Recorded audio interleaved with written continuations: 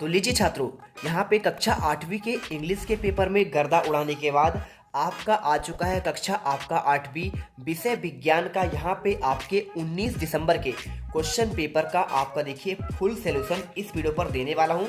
पूरे के पूरे देखिए आपके इसमें 26 क्वेश्चन है और 26 के 26 क्वेश्चन के आंसर चलिए आपको यहाँ पे दिखाते हैं।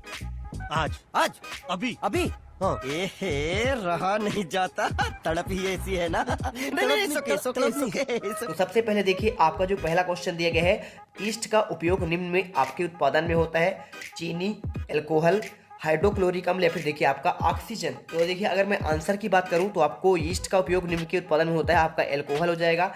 निम्न पदार्थों में से सबसे पहले कौन जलेगा? पेट्रोल, लकड़ी, लोहे की छड़ या फिर आपका देखिए गत्ता। एक नंबर का तो आंसर देखिए आपको इसमें पेट्रोल आपका सबसे पहले जलेगा। इसके बाद देखिए आपका जो इसमें क्वेश्चन दिया है तीसरा, मैग्नीशियम का रिवन वायु में जलने पर उत्पन्न करता है मैग्नीशियम ऑक्साइड, जल और प्रकाश, मैग्नीशियम ऑक्साइड और उष्मा, मैग्नीशियम ऑक्साइड उष्मा और प्रकाश या फिर देखिए मैग्नीशियम ऑक्साइड जल और आपका उष्मा। ठीक है, तो आपको देखिए आपको आंसर जो है यहाँ पे इसका आपको जो आंसर करना है यहाँ पे मैग्नीशियम ऑक्साइड और आपका उष्मा हो जाएगा। अगला देखिए इसमें क्वेश्चन दिया है चौथा नंबर, पौधों में जंतुओं में वह स्पीसीज जो किसी विशेष क्षेत्र में विशिष्ट रूप से पाई जाती है कहलाती है विशेष क्षेत्रीय स्पीसीज, संकटापन स्पीसीज, विशेष क्षेत्रीय स्पीसीज, संकटापन स्पीसीज या फिर देखिए इनमें से कोई नहीं। तो आपको आंसर देखिए ए नंबर विशेष क्षेत्रीय आपका स्पीसीज हो जाएगा। पांचवा देखिए लैंगिक प्रजनन में भाग लेते हैं दो नर जंतु, एक नर व एक मादा जंतु, दो मादा जंतु या फिर देखिए इनमें से कोई नहीं। तो अगर मैं इसके आंसर की बात करूं तो आपका देखिए यहाँ पे एक नर और आपका एक मादा उत्तर सही हो जाएगा। चलिए थोड़ा सा जूम कर लेते हैं आपके पेपर को जिसे आपको क्लियर दिखे। यहाँ पर देखिए आपको छठा नंबर 6 से आपके 10 तक क्वेश्चन एक नंबर के आपके इसमें आपके रिक्त स्थान दिए गए हैं। ठीक है, तो अगर चैनल पर पहली बार विजिट कर रहे हैं तो जीत मिडिल क्लास को फटाफट सब्सक्राइब कर लो, क्योंकि इंग्लिश के पेपर में बिल्कुल आपने यहाँ पे धुआं उड़ा दिया है, गर्दा उड़ा दिया है। तो चलिए यहाँ पे अगर आप जो है ना इस वीडियो का आपका टारगेट रखते हैं 1 के आपका लाइक का, फटाफट लाइक करिए। बढ़ते हैं देखिए, कास्ट कोयला वायु में चलकर कार्बन डाइऑक्साइड और क्या उत्पन्न करता है? देखिए सिंपल से क्वेश्चन है, आपका यहाँ पे उत्पन्न करेगा आपका उष्मा। ठीक है, तो आपको जो है यहाँ पे उष्मा करना है। इसके बाद देखिए आपको इसमें उष्मा के साथ प्रकाश भी यहाँ पे ऐड कर देना है। ठीक है, प्रकाश भी ऐड कर दीजिएगा। इसके बाद देखिए आपका जो है जिन पदार्थों का ज्वलन ताप डैश होता है और ज्वाला के साथ सरलता पूर्वक आग पकड़ लेते हैं ज्वलनशील पदार्थ कहलाते हैं। तो देखिए सातवें का आपको जो आंसर है यहाँ पे आपका ज्वलन ताप जिसका कम होता है। ठीक है, आप आंसर इसमें कम करिएगा। इसके बाद देखिए कागज बचाने का आपका अर्थ क्या है? तो देखिए आपका यहाँ पे सीधी सी बात है, अगर आप देखिए कागज को बचा रहे हैं तो मतलब आप पेड़ों को बचा रहे हैं। ठीक है, तो आप यहाँ पे जो है पेड़ों को बचाना, वह निषेचन जो माता पिता के शरीर के अंदर होता है उसे कहते हैं देखिए आपका आंतरिक निषेचन कहते हैं। ठीक है, आप इसमें मात्र आंतरिक लिख दीजिएगा, ये आपका सही आंसर हो जाएगा। लड़कियों में मासिक धर्म का चक्र की आपका जो शुरुआत होता है क्या कहलाता है? तो इसका आंसर देखिए आपको इसमें मेनार्च आपको जो है इसमें लिख देना है। ठीक है, आपको मैं दिखाऊंगा, बिल्कुल टेंशन मत दीजिए। देखिए आपको ऐसे लिखना है मे और इसके बाद ना ची, ये देखिए। ठीक है, इसके बाद देखिए आपका अति लघु उत्तरीय क्वेश्चन आते हैं। इनमें आपको दिया गया है शिशु एवं बच्चों का टीका क्यों लगवाया जाता है? तो चलिए आपको इसका आंसर आपको प्रोवाइड कराते हैं। देखिए आपको आंसर क्या करना है, 11वें नंबर में आपको यहाँ पे लिखना पड़ेगा। देखिए आपको इसमें आंसर जो है ये आपके देखिए वस्तुनिष्ठ के आंसर आपको यहाँ पे मिल जाएंगे और आपके स्थान के आंसर आपके इधर आपके दिए गए हैं। अब इसके बाद क्वेश्चन 11 का आंसर देखिए, बच्चों के शरीर में रोग के प्रतिरक्षण हेतु टीके लगाए जाते हैं जिससे बच्चों के शरीर की रोग से लड़ने की आपकी शक्ति यहाँ पे आपकी बढ़ती है। इसके बाद देखिए क्वेश्चन 12, आपने बहुत अधिक व्यावसायिक महत्व के कारण आपको हम किसे काला सोना कहते हैं? तो देखिए आपको सिंपल है, यहाँ पे 12वें का आंसर कर दीजिएगा, पेट्रोलियम को काला सोना कहा जाता है। इसके बाद क्वेश्चन चलते हैं आपका यहाँ पे 13वां देखते हैं। तो 13वां क्वेश्चन आपको देखिए क्या दिया गया है इसमें, आपको इसमें क्वेश्चन 13वां में आपको यहाँ पे देखना पड़ेगा, आपको आंसर देख लीजिए। यहाँ पे आपको आंसर लिखना है कोक, कोलतार, कोल गैस। ठीक है, आपको यहाँ पे जो है इससे आपको देखिए कोयले के 3 आपके उपयोगी उत्पाद बताने हैं। ये हो गया। इसके बाद देखिए किन्हीं 2 राष्ट्रीय उद्यानों के नाम आपको लिखना है। तो राष्ट्रीय उद्यान का नाम देखिए आपका यहाँ पे जो है राष्ट्रीय उद्यान के नाम आपका बांधवगढ़ राष्ट्रीय उद्यान और आपका एक कान्हा राष्ट्रीय उद्यान, आप इनके नाम लिख दीजिएगा। इसके बाद देखिए मरुस्थलीकरण आपका कब होता है? ये क्वेश्चन आपसे पूछा गया है। तो इसका देखिए आंसर आपका बहुत सिंपल है, आपको इसमें लिखना है जब उपजाऊ जमीन रेगिस्तान या फिर देखिए अर्धशुष्क क्षेत्रों में आपका बदल जाता है तो आपका यहाँ पे देखिए क्या हो जाता है, वो आपका मरुस्थल कहला जाता है। तो आप इसमें मरुस्थल बन जाता है। ठीक है, आपको ये लिखना है, बन जाते हैं। आप ये आंसर कर दीजिएगा। इसके बाद देखिए आपका जो क्वेश्चन नेक्स्ट आपको पूछा गया है, मनुष्य में गुणसूत्रों की संख्या कितनी होती है। तो देखिए आपको जो आंसर इसमें लिखना है, 16 का 23 जोड़े होते हैं, अर्थात आपके 46 गुणसूत्र होते हैं। देखिए जोड़े मतलब एक जोड़े में 2 होते हैं, तो 23 जोड़े में आपको यहाँ पे 46 गुणसूत्र आपके हो जाएंगे। इसके बाद देखिए आपके लघुत्तरी क्वेश्चन आते हैं 17 से। आपके देखिए यहाँ पे कितना आपका दिया गया है, यहाँ पे देखिए। चलिए तो देखते हैं आपका क्वेश्चन 17वें का आंसर।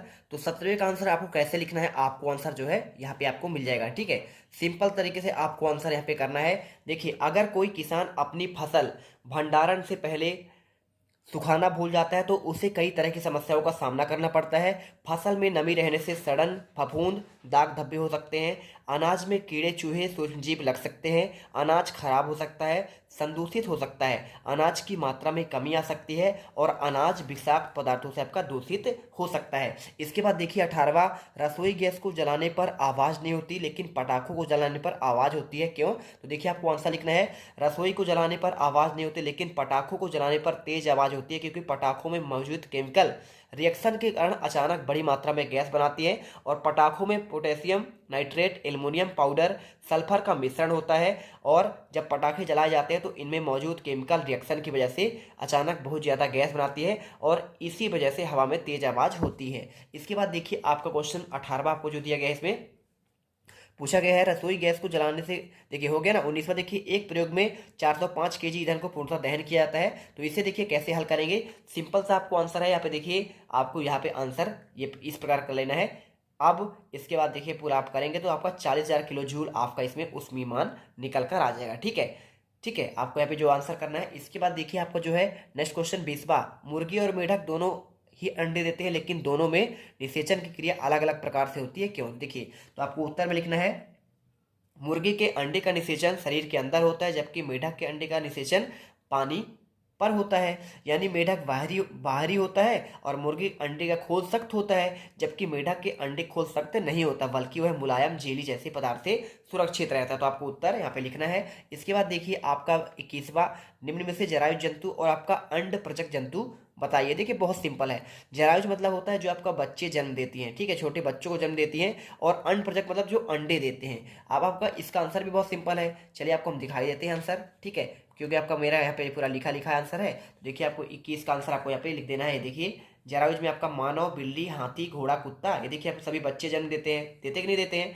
देते हैं ना। और अंड प्रजक देखिए मुर्गी हो जाएगा, सांप हो जाएगा, चिड़िया, कौवा, बतख और शुतुरमुर्ग, ये देखिए आपको क्या करते हैं, ये अंडे को जन्म देते हैं। इसके बाद देखिए आपको जो है 22वां आपका लिखा है, वायुमंडलीय दाब किसे कहते हैं, ये क्वेश्चन आपको लिखना है। तो देखिए वायुमंडलीय दाब के बारे में आपको कैसे लिखना है, इसका आपको जो है ये आपको लिखना पड़ेगा। देखिए यहाँ पे ये आपका हो जाएगा वायुमंडलीय दाब का आंसर।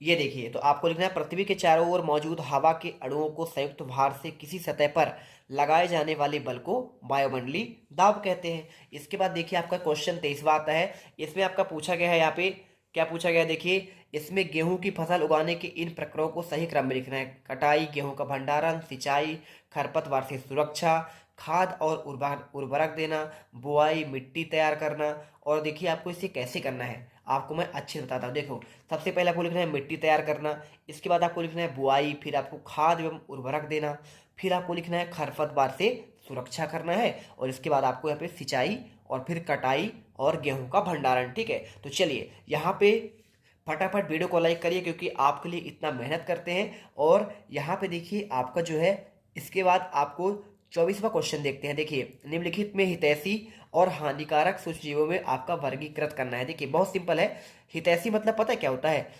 हितैषी मतलब होता है कि जो हमें नुकसान ना पहुंचाए। तो इसमें देखिए आपका जो है नुकसान कौन कौन नहीं पहुंचाता है, आपका यहाँ पे ईस्ट नहीं पहुंचाएगा, लैक्टोबैसिलस नहीं पहुंचाएगा, राइजोबियम नहीं पहुंचाएगा। लेकिन हानिकारक कौन कौन से, देखिए मलेरिया आपका हानिकारक है, बुखार आता है, परजीवी से देखिए बहुत सारे आपके रोग हो जाते हैं, और रोटी का फफूंद भी आपके नुकसान करता है। तो आपको आंसर जो है 24वें का आपको ये लिख देना है। इसके बाद देखिए आपका दिया है 25वां, संतति का लिंग निर्धारण किस प्रकार होता है, विस्तार से आपको समझाना है। इसका आंसर देखिए आपको यहाँ पे पूरा आपको दिया गया है, मैं आपको पूरा आपको दिखा देता हूँ। ये देखिए सबसे पहले आपको जो है ना लिंग निर्धारण करने वाला सबसे पहले तो आपको ये चित्र बनाना पड़ेगा। इसमें देखिए जनक, आपका ये नर है, नर में आपका जो है गुणसूत्र होता है एक्स और वाई होता है, मादा में आपका दोनों एक्स एक्स होता है। अब देखिए एक्स का एक्स, ये आपका एक्स यही सेम सेम लिखा ना, एक्स और वाई, और ये देखिए एक्स और आपका एक्स दूर दूर। अब इसका देखिए क्रॉस होगा, क्रॉस होगा अगर देखिए इसमें एक्स के साथ आपका एक्स मिलेगा तो यहाँ पे लड़की हो जाएगी यानी मादा भ्रूण होगा, इस एक्स के साथ आपका एक्स मिलेगा तो भी लड़की होगी,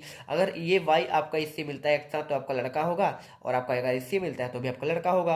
अब मानव में देखिए लिंग निर्धारण का चित्र हो गया, और इसके बाद आपको लिखना है पुरुषों में एक्स वाई के, देखिए इसमें यहाँ पे लिंग गुणसूत्र होता है, जबकि महिलाओं में एक्सेस लिंग गुणसूत्र होते हैं। पुरुष एक्स और वाई गुणसूत्र का योगदान कर सकता है, और जबकि महिला में अपने एक्स गुणसूत्रों में से एक का योगदान करना होगा। मादा अंडे में एक्स का गुणसूत्र होता है, इसलिए यदि एक्स गुणसूत्र वाला नर युग्मक मादा अंडों के साथ संलयन करता है तब आपका मादा बच्चा होगा। अब इसके बाद देखिए लास्ट दिया है पहाड़ों में वायुमंडलीय दाब क्यों कम हो जाते हैं, कारण बताइए। तो देखिए आपको लिखना है ऊंचाई बढ़ने पर वायुदाब कम हो जाता है, जिससे अणुओं के टकराव की गति कम होती है। इसके कारण तापमान कम हो जाता है। जब आप पहाड़ों की ऊंचाई पर जाते हैं तो वायुमंडलीय दाब कम होता है, क्योंकि वायु शोषण कम हो जाता है, और वायु शोषण की कमी कारण वायु की घनता का कम हो जाती है। तो देखिए आपको इस प्रकार देखिए पूरे 26 के 26 क्वेश्चन के आंसर आपको प्रोवाइड करा दिए गए हैं, और आई होप अब आप जो है ना पूरे 60 में 60 नंबर आसानी से ला पाएंगे।